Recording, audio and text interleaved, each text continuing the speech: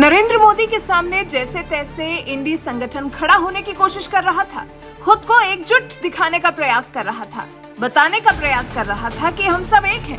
नरेंद्र मोदी को सत्ता से उखाड़ फेंकने के लिए हम सब इकट्ठे हैं। हालांकि इस बीच में गड़बड़ियां भी काफी हुई। बहुत से लोगों के बीच मनमुटाव दिखा, शरद पवार को लेकर सवाल उठा, लेकिन बात जब मोदी की थी तो लड़ झगड़ कर रहे साथी।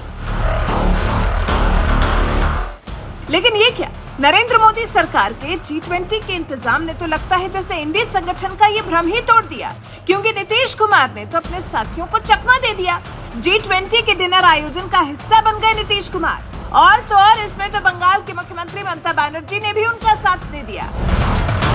पानी पी पी कर पीएम मोदी को कोसने वाले इंडी संगठन के इन दो अहम किरदारों ने ये क्या किया? ऐसे कैसे इंडी अलायंस के बंधुओं को धोखा दे दिया? लेकिन अब जब नीतीश कुमार और ममता बनर्जी ने किया है तो फिर सवाल तो उठना ही है, बवाल तो होना ही है। विपक्षी गठबंधन में बेचैनी तो बढ़नी ही है।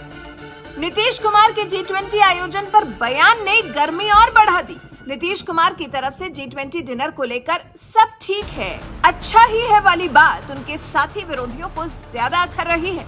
इस बीच में कुछ लोगों ने तो अपनी बाजी भी खेल दी है। चुनावी रणनीतिकार प्रशांत किशोर ने कहा है कि नीतीश दरवाजे और खिड़की दोनों खुली रखते हैं, ताकि जरूरत पड़ने पर दोनों में से किसी का भी इस्तेमाल कर सकें। फिलहाल नीतीश के लिए इंडिया गठबंधन दरवाजा और एनडीए खिड़की खुली है।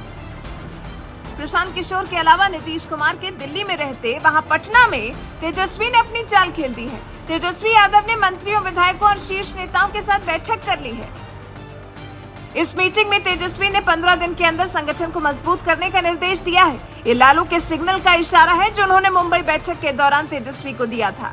अब बारी ममता बनर्जी की थी, क्योंकि विपक्षी गठबंधन में बढ़ चढ़कर हिस्सा लेने वाली नरेंद्र मोदी सरकार को बहुत बुरा कहने वाली ममता बनर्जी भी G20 डिनर में शामिल हुई। बिहार के सीएम नीतीश कुमार और झारखंड के मुख्यमंत्री हेमंत सोरेन के अलावा विपक्षी समूह से एक ममता बनर्जी भी थी, जिन्होंने इस भव्य डिनर का हिस्सा बनना जरूरी समझा। और इधर कांग्रेस नेता अधीर रंजन चौधरी ने ये मौका लपक लिया। उन्होंने नीतीश को तो कुछ नहीं कहा, लेकिन हाँ, ममता बनर्जी को डिनर में शामिल होने के लिए खूब सुनाया। अधीर रंजन चौधरी ने ममता बनर्जी से पूछा, क्या इससे नरेंद्र मोदी सरकार के खिलाफ ममता का रुख कमजोर नहीं होगा? प्रदेश कांग्रेस अध्यक्ष ने फिर इस बात पर भी आश्चर्य जताया कि क्या तृणमूल कांग्रेस सुप्रीमो के कार्यक्रम में भाग लेने का कोई अन्य कारण था? जब कई गैर भाजपाई मुख्यमंत्रियों ने रात्रि भोज में शामिल होने से परहेज किया, तो फिर दीदी एक दिन पहले ही दिल्ली चली गई। कुल मिलाकर अधीर रंजन चौधरी के गले से ये बात उतरी ही नहीं। ममता बनर्जी का G20 रात्रि भोज में हिस्सा लेना अधीर रंजन चौधरी को खूब खटका, लेकिन हाँ, टीएमसी ने भी जवाब देने में समय नहीं लिया। टीएमसी के राज्यसभा सांसद शांतनु सेन ने कहा, हर कोई जानता है कि ममता बनर्जी विपक्षी गठबंधन India national development inclusive alliance के सूत्रधारों में से एक है। कोई भी उनकी प्रतिबद्धता पर सवाल नहीं उठा सकता, और चौधरी ये तय नहीं करेंगे कि राज्य के मुख्यमंत्री प्रोटोकॉल के तहत G20 के अवसर पर रात्रि भोज में शामिल होने के लिए कब जाएंगी। ये था अपने चिर परिचित अंदाज में हल्ला काट रहे अधीर रंजन चौधरी को जबरदस्त जवाब। कहने का मतलब ये है कि भले ही है साथ, लेकिन क्योंकि दल हैं इतने सारे, तो कई दल अपने कामों में या फिर अपने निजी फैसलों में किसी को शामिल नहीं करना चाहते। इस पर किसी तरह का हस्तक्षेप नहीं चाहते, फिर वो नीतीश कुमार हो या फिर ममता बनर्जी। हालांकि अधीर रंजन चौधरी सिर्फ ममता पर ही भड़के हैं, नीतीश को उन्होंने कुछ नहीं कहा है। वहीं इस रात्रि भोज में शामिल होने वाले सिर्फ यही दो विपक्षी नहीं थे, बल्कि एक और चेहरा था जो सवाल उठाने वाले अधीर रंजन चौधरी के मुंह पर जोरदार तमाचा था कि कांग्रेसी राज्य का मुख्यमंत्री ही वहां पहुंच गया था। झारखंड के सीएम हेमंत सोरेन कांग्रेसी मुख्यमंत्री हैं, उसके बाद भी नरेंद्र मोदी द्वारा आयोजित G20 रात्रि भोज का हिस्सा बने।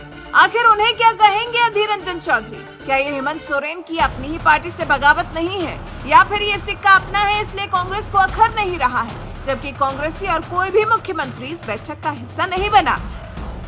कर्नाटक के सीएम सिद्धरामैया नहीं आए, राजस्थान के सीएम अशोक गहलोत ने बहाना बना दिया, छत्तीसगढ़ के मुख्यमंत्री भूपेश बघेल ने भी आना मुनासिब नहीं समझा, जबकि हेमंत सोरेन तो भोज में पहुंचे भी और पीएम मोदी के साथ खड़े होकर उन्होंने फोटो भी खिंचवाई। वैसे G20 के रात्रि भोज के बाद जिस तरह से विपक्षी गठबंधन के माहौल में गर्माहट आ गई है, जिस तरह की शंकाएं पैदा हो गई हैं, जिस तरह से विश्वास टूटने लगा है, जिस तरह से इस गठबंधन के आधार पर ही सवाल उठाया जा रहा है, लोगों की नीयत पर सवाल उठाया जा रहा है, इस बारे में आपका क्या कुछ कहना है? कमेंट कर अपनी राय हमें जरूर बताएं।